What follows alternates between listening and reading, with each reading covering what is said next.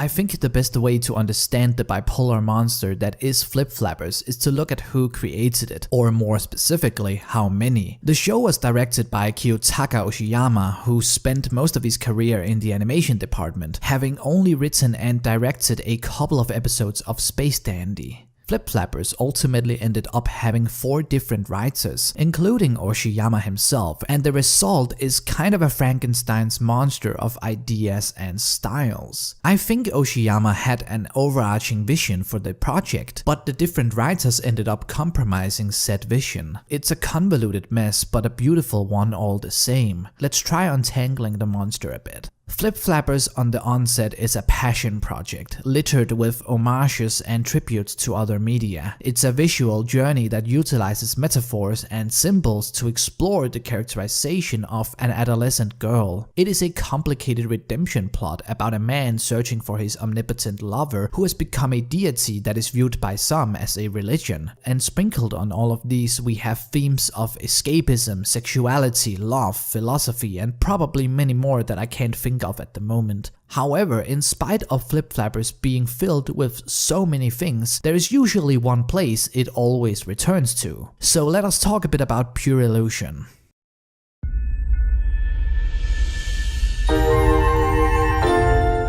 Pure Illusion is a place where Kokona and Papikat, the 2 central girls in the narrative, have to go in order to gather crystal-like fragments so that they can ultimately do a lot of things that the plot doesn't reveal right away. For one, they have to prevent the fragments going to the wrong people. Also, apparently a wish can be granted once all of the fragments are gathered. That is the easy explanation, the plot-related one. However, when it comes to actually figuring out what Pure Illusion really is, then we actually don't know too much about it. At this point in time, there hasn't really been given any concrete answers or enough concise information to unravel the mystery. I would like to refer to other essays written by other people much smarter than I am and their ideas of what Pure Illusion is. I'll link some of my favorites in the description, but if you just type Flip Flappers essay on Google, then you will find plenty. What you will quickly notice is that there is a lot of different interpretations of what Pure Illusion is. Is it a parallel, adjacent, or alternative universe or dimension? Is it supposed to be scientific, metaphoric, psychological, philosophical, or a bit of all? I think the show is aware of this itself though, as it is quick to point out how vague the nature of Pure Illusion is, like it does in episode 2 where Kokona specifically asks Paprika about it. You also have characters like Dr. Hitaka, who in the 7th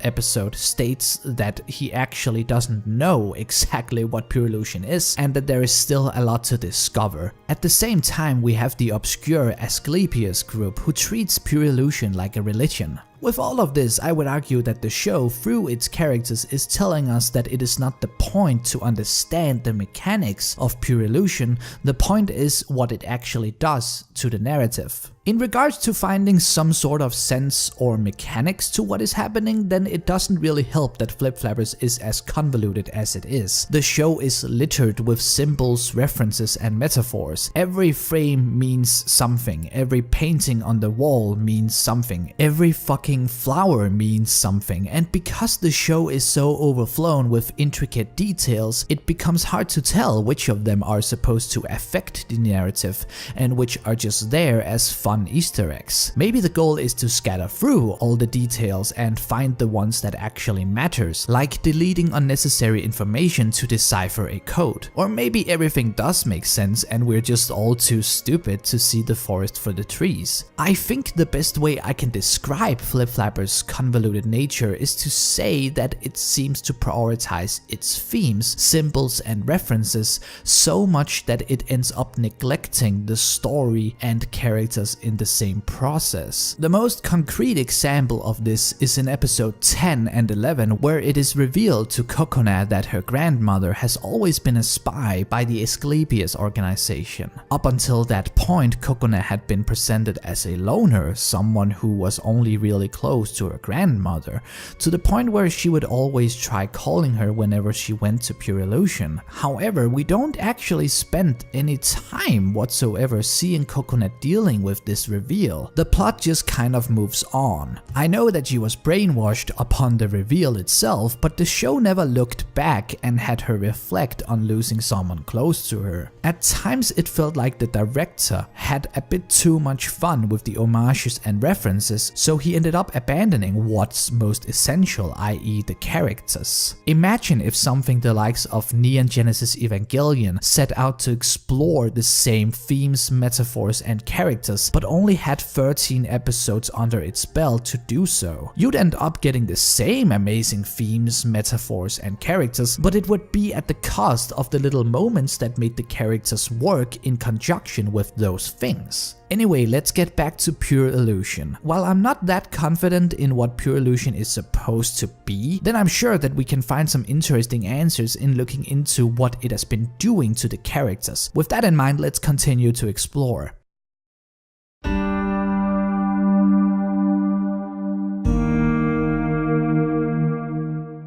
I think the theory that makes the most sense given all the information we have gotten from the show is that Pure Illusion is a collection of multiple worlds, and each of them is connected to a living being, humans and animals alike. If it has a pulse, chances are it will have its own world in Pure Illusion.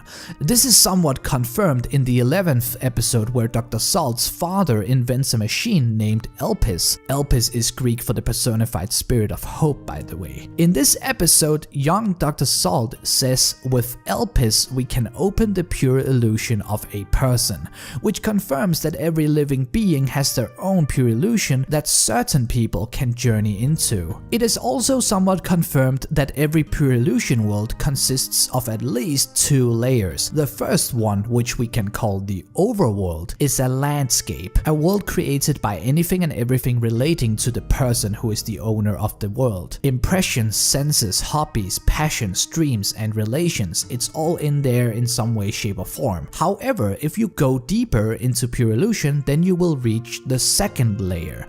The second layer appears to be directly connected to the person's psyche, which can be tainted or manipulated with. This is seen in the 6th episode where Kokona and Paprika goes into the world of their senpai Iroha. The overworld resembles a painting like the one Iroha makes, but when one of the evil twins punches a hole in the ground, Kokona and Paprika falls deeper down where they find a portal. As they go through the portal, they find themselves living through the memories of Iroha. They discover that Iroha once failed to remind her demented auntie of her name and is very guilted by it. However, taking the role of Iroha, Kokona and Paprika changes the memories by, in her second layer of her pure illusion world, telling the auntie Iroha's name. When they return to the real world, they realize that Iroha has changed. She no longer feels guilty about her auntie. So now it is confirmed that through the second layer of Iroha's pure illusion world, Kokona and Paprika reprogrammed Iroha's memories, thus slightly changing her personality. It is also implied that the second layer of pure illusion does not actually change the physical past, because in episode 7 we see how Iroha is throwing out pictures that she had previously painted out of guilt. If her entire past had changed, then she probably wouldn't have painted those to begin with. It is implied that she woke up and felt different about her life because of Kokona and Paprika's intervention. With this knowledge, we can now begin puzzling together if some of the pure illusion worlds we have seen throughout the show fits with some of the characters. This is where things gets a little bit tricky though, because besides that one line in episode 11, we have never actually heard any of the characters mention how the pure illusion worlds belong to a specific character. In fact, the few lines we do get are incredibly subtle. Sometimes the only hint we get is a quick framed shot that looks identical to something we see in Pure Illusion. Anyway, let's try piecing them together. The garbage disposal / bunny world in the second episode is that of Kokona's bunny rabbit Uxkull, referring to Jakob von Uxkull, a biologist who worked in the fields of muscular physiology. He wrote about the idea that organisms and animals create their own concept of time. The desert world of the third episode is that of assistant Sayuri, who we have seen having Mad Max posters in her office. The taint animated spider world of the 6th episode, as already mentioned, is Iroha's, and the sci-fi world of episode 8 is that of Dr. Hitaka and or the robot Boo, as showed by the nature of the world. The 9th world, on the other hand, is rather obvious about being Ayaka's, and it is revealed in the final episodes that Mimi's is a field of flowers, while Dr. Salt's is a ghost-like colorless place. We could analyze each and every one of these worlds and what they mean to these people, especially the one of Ayaka's is incredibly interesting, but in this video I do want to stay close to the main characters of the story. So what about the snow world from the 1st episode, the gothic school world from the 5th episode, and the seemingly normal world of episode 7? I've heard many ideas as to why some of them might belong to Paprika and or Kokona, but my guess is that all of them belong to the latter. If I'm correct, then that means none of the Pure Illusion worlds showcased in the show belongs to Paprika. I think we might have seen a glimpse of it at the end of the show, where we see Paprika being trapped in the world of Pure Illusion for a very long time, drifting through all ages. There is a really Shakespearean sense of irony and tragedy to the fact that the Pure Illusion world of the happiest character on the show is a dreaded and foggy place inside of a cage. Anyway, let's talk about why I think the snow, the goth and the Paprika worlds are all Kokonas. All of the 3 are depictions of the city where Kokona lives in. The city hasn't really been shown in any of the other worlds except Kokona's parents, and so I believe that Kokona's Pure Illusion world resembles the town that she lives in. But why does things change then? Why is it snowy one time and gothic another? I think the answer is that Kokona's Pure Illusion world reflects her mood and her state of mind. I can back this up by reminding you of other times where a Pure Illusion world changes as a result of characters' states of mind changing. Like when Ayaka was overwhelmed with jealousy and thus was able to create a cage of crystallized memories surrounding her and Kokona. So let's now ask ourselves, why exactly does the worlds of Kokona take the form that they do? It is made clear multiple times that the relationship, or impedance as the show puts it, between Kokona and Paprika needs to be stable in order for the two of them to enter Pure Illusion, which transforms them into awesome looking magical girls. It would appear that if the two of them travels into Pure Illusion and one of them is having doubts about their relationship, which is always Kokona, then Pure Illusion will intervene and try exploring what is bothering her. Whenever Kokona is feeling good or comfortable around Paprika, they usually don't have too much trouble getting to business and start looking for fragments. However, it appears that whenever Kokona has had doubts, Pure Illusion has kind of forced her to reflect on herself, and that is when I think her Pure Illusion world changes into a quote-unquote setting that can help her introspect. The 5th episode, titled Pure Echo, is the first example of this.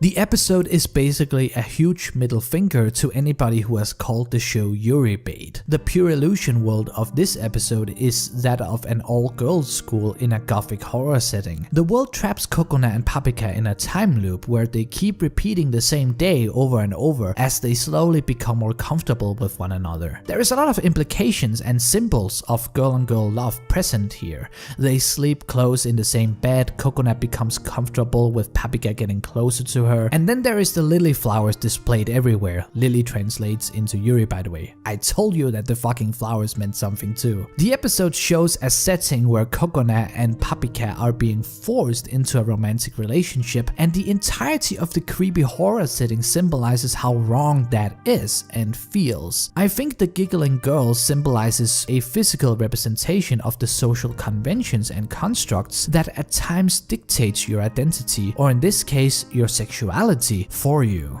By breaking out of the time loop and destroying the giant clock, Kokona proves that she doesn't feel comfortable just being with someone just because that is what society dictates. The 7th episode, titled Pure Component, once again has Pure Illusion intervene with Kokona, continuing Kokona's journey to discover what Paprika means to her. Right before they enter Pure Illusion, Kokona refuses to accept the hand of Paprika, a gesture that has become sort of a ritual for the two before taking off. Where the previous one showcased that you cannot force a relationship, this one deals with Kokona realizing what kind of relationship she wants. It does so by having Kokona interact interacts with various versions of Paprika: a little sister, a pretty boy, a badass, a best friend, and a lover. We see how Kokona is enjoying herself with these versions of Paprika, but ultimately comes to the conclusion that it is not any specific part of Paprika that she loves, and it's not in any specific way. She loves Paprika for who she is without any concerns of what exactly that means. This episode continues the theme of slamming social constructs. A lot of people today like to keep their peers in boxes. We know and understand our relation to the people around us. We label these relationships: boyfriends, girlfriends, best friends, acquaintances, fuck buddies, and so on. It's almost a foreign concept to just love someone and not really give much thought as to what exactly that means. Will Kokona and Paprika one day be lovers? Maybe. Girlfriends? Maybe. Just friends? Maybe. The point of the episode is to show that at this point in time for Kokona, none of that really matters. She loves Paprika, and that is what she knows, and that is what she needs. She is having a better time with her than without, and she doesn't need any specific label for that experience to make sense. Once Kokona realizes this, Paprika appears, grabs her, and leads her out onto the next adventure. Again, this is why calling the show Yuribait doesn't work, because if Kokona and Paprika just gave in, kissed and/or got in a consensual relationship, then it would directly contradict the main theme of the show, which is Kokona's self-discovery. If that is all you want, then just watch Valkyrie Drive Mermaid instead. Anyway, with the fear of lacking brevity,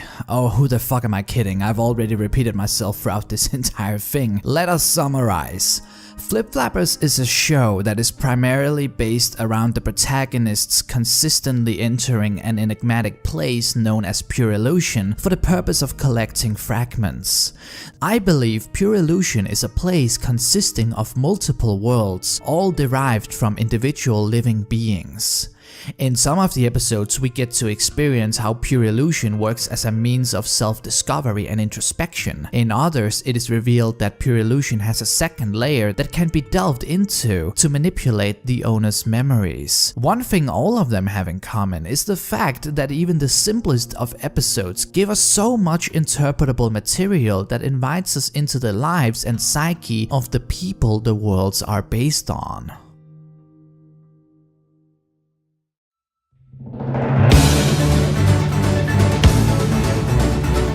There is no doubt that Flip Flappers is an ambitious show with a lot going on. However, if I were to cut to the heart of the show, then I would have to say that it all lives and dies with Kokona. The plot is convoluted, the story is rushed, and some of the characters are neglected, but the show still managed to create, explore, and fulfill a believable relationship between the two main girls, while simultaneously taking Kokona through a lovely character arc. While she begins as a girl surrounded in dreadful uncertainty, throughout the story she is forced into situations where she must reflect upon herself, and through that introspection she learns to be more decisive. While I still think that had we spent more time with Kokona, I would have been even more emotionally invested with her character, then that is not to say that I cannot appreciate the intricate writing that defined her. It is not that 13 episodes is not enough to make us connect to a character, but Flip Flappers simply wanted to do too much with too little. I don't think that all the flaws I've talked about keeps Flip Flappers from being a good anime. The show does too many great things. Almost every episode is its own experience. The quality of the animation is spectacular, especially for a television anime. The score is memorable. The homages are executed amazingly, and if you're willing to scavenge through the mess, the references, rushed pace, and annoying crotch shots, then there is some lovely writing and symbolism to be found. However, as good as the show is, it's far from the masterpiece I honestly believe it could have been. I cannot stress enough how much I wish